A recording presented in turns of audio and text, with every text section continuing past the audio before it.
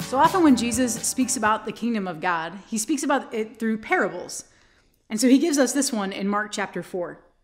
He said, "With what can we compare the kingdom of God? Or what parable shall we use for it?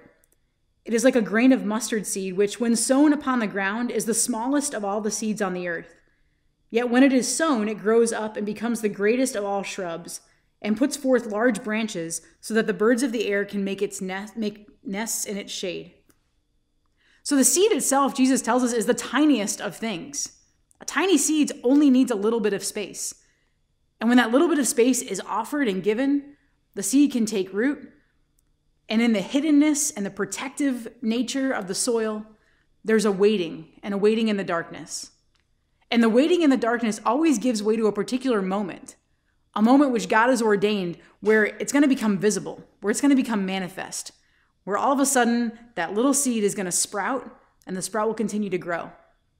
And the Lord tells us that this mustard seed is going to become, the kingdom of God is going to become not just a little plant, but the largest, the greatest of shrubs with large branches. And what's the purpose? Not just to stand there and look pretty, although it does, but the purpose is so the birds of the sky can come and make their nests. What does that mean? The kingdom of God is a place for us to dwell, to be safe, to remain, and to rest.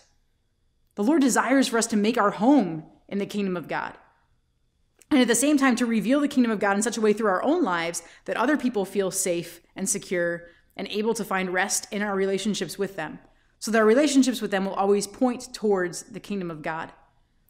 As we make our home in the truth of Jesus Christ and in his promises, we need to give the Lord space to sow the seed in our hearts so that it can grow within. And then our hearts are able to expand as his kingdom expands throughout the world, and we allow him to do his work in us. So during this Lenten season, it's a perfect opportunity.